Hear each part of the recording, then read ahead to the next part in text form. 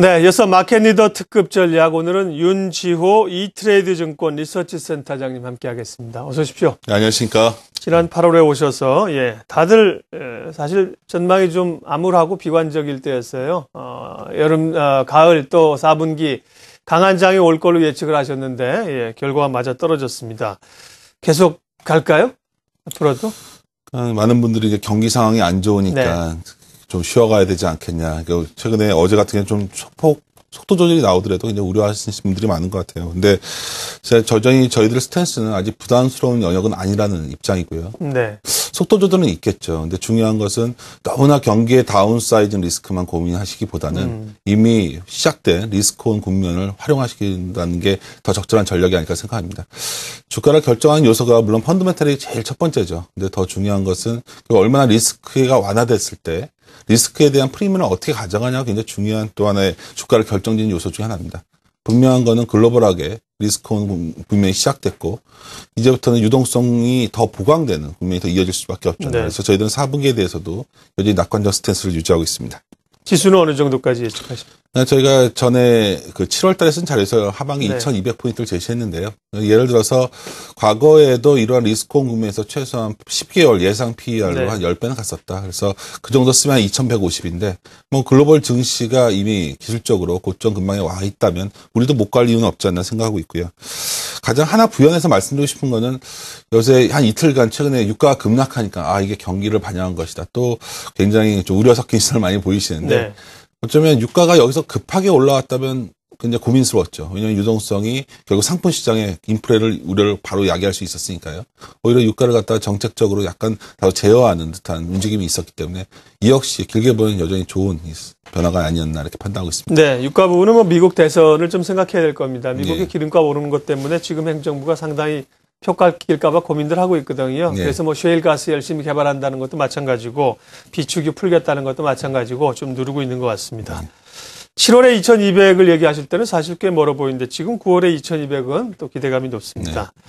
경기 하강에 대한 우려만 하지는 말고 리스크 온 국면에서의 새로운 생각을 갖자. 윤지호 센터장님이 새로운 시각 접근하시는 게 좋습니다. 리스크 온 국면이라고 하는 건 뭡니까?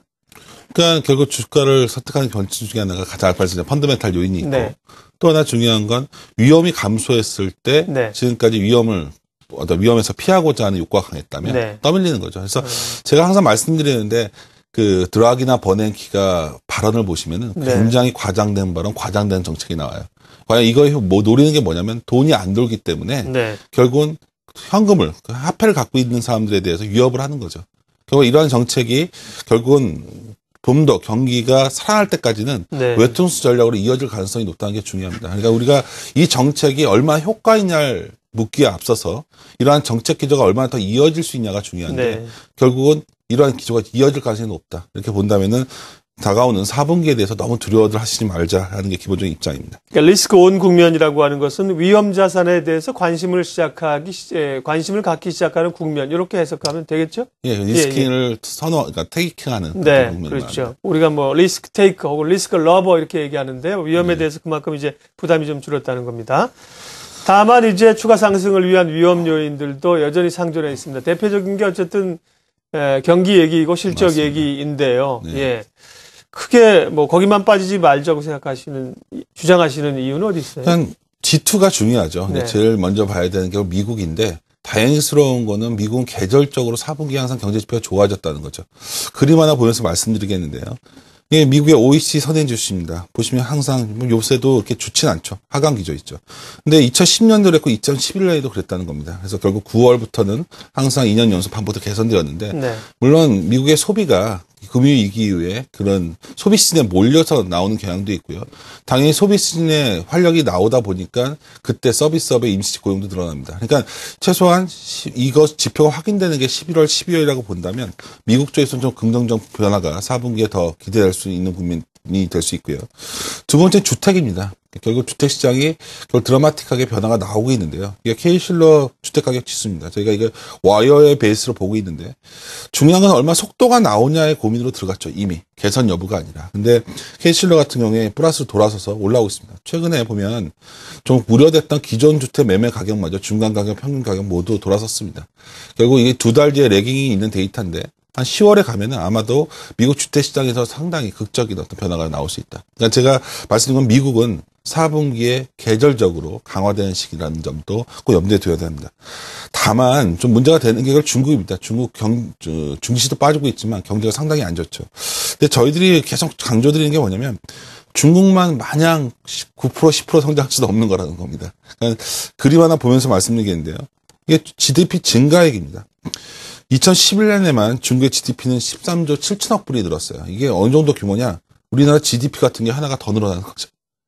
미국보다 더 크게 늘어난 겁니다. 네. 결국 말씀드리신 요지는 중국이 지금 이 시점부터 강하게 성장 드라이브를 걸기 쉽지 않다는 겁니다. 그래서 아마도 내치에 좀 신경 쓴 시기가 들어갈 수밖에 없던 상황이고 결국은 이러한 것들이 정책 모멘텀은 약화되고 있지만 중국 경제에 대한 기대는 버리지 말자는 입장을 말씀드리고 싶고요. 정책도 중추절을 앞두고 있는 시점에서 아마도 좀 긍정적인 소식이 나오지 않을까 보고 있고요. 아마 투자자분들이 굉장히 걱정을 많이 하시는 게 중국 상해종합지수를 많이 말씀하시더라고요. 근데 한번 반문을 해보셨으면 해요. 최근에 중국 지표가 이렇게 주식도 빠지고 경제도 안 좋은데 중국 관련된 여행주라던가 하나투라던가 중국 관련된 화장품 주식들은 왜 이렇게 끝없이 올라갈까? 결국 만약 중국 경제가 좀 더 나아지면 이 주가들은 어떨까? 오히려 이런 반문을 할 수 있는 시점이 아닐까. 그래서 중국은 안 좋지만 어쩌면 저점을 좀 향해서 가고 있는 것이 아니냐. 저희들은 판단하고 있습니다. 주가는 걱정의 담벼락을 타고 오른다. 이런 말씀이세요. 그럼에도 불구하고 또 걱정되는 이슈들을 또 안 물어볼 수 없습니다. 저는 스페인을 포함한 유로존에 상존하는 문제들 또 미국의 연말로 갈수록 소위 그 재정 절벽에 관한 이야기들 부담으로 작용할 수 있지 않을까요? 다 재미없는 주제인데요. 한마디로 말씀드리면 재정절벽은 시기의 문제고요. 네. 유로 이슈는 순서의 문제입니다. 무슨 말이냐면 재정절벽은 결국 우리가 언제 이 문제가 정치적 사건으로 점화되냐의 여부가 중요한데 이미 임시 예산에 대해서 합의가 되었기 때문에 대선 이후로 미룬 거죠. 미국에서도. 이 폴리티컬 이벤트. 네. 그러니까 4분기보다는 내년 상반기에 이슈화된다는 점에서 본다면 오히려 많은 분들이 좀 재정적인 문제를 지금 당장 터진다고 많이들 걱정하시는데 내년 한 상반기의 문제가 아닐까 보고 있고요. 유로존 이슈도 최근에 마찬가지입니다. 만약에 그리스가 아무 준비 없이 유로존에서 탈퇴했다면 굉장히 충격이 왔을 거예요. 왜냐하면 그리스에서 스페인에서 이탈리, 프랑스로 전염되는 또 굉장히 우려가 날 수 있는 상황이었거든요. 근데 이미 어떤 안전망이 확보됐죠. 그러니까 구제금이 ESM이 출범한다는 거는 결국 어떤 방화벽이 설정된다는 의미가 있고요. 그래서 최근에 결국 스페인으로 구제금융을 들어가는 이유는 스페인에 구제금융이 들어갔을 때 결국 ESM이 움직이기 시작하고 방화벽이 설정된다면 아마도 유로존 이슈는 이제 좀 수면에 가라앉지 않을까. 그러니까 이런 것들이 아까 제가 맨 서두에 말씀드렸던 리스크 국면이 뭐냐. 우리가 우려했던 유로존 이슈라던가 결국 재정절벽 같은 이슈들이 위험이 완화되면서 결국 위험 때문에 리스크를 선택하지 않았던 자금들이 리스크를 테이킹할 수 없는 상황에 몰리고 있는 것이 아니냐. 저는 이렇게 보고 있습니다. 자, 시간상 이제 마무리를 좀 해야겠습니다. 그럼 남은 4분기의 시장 전략 그리고 섹터 전략 마무리해 주세요.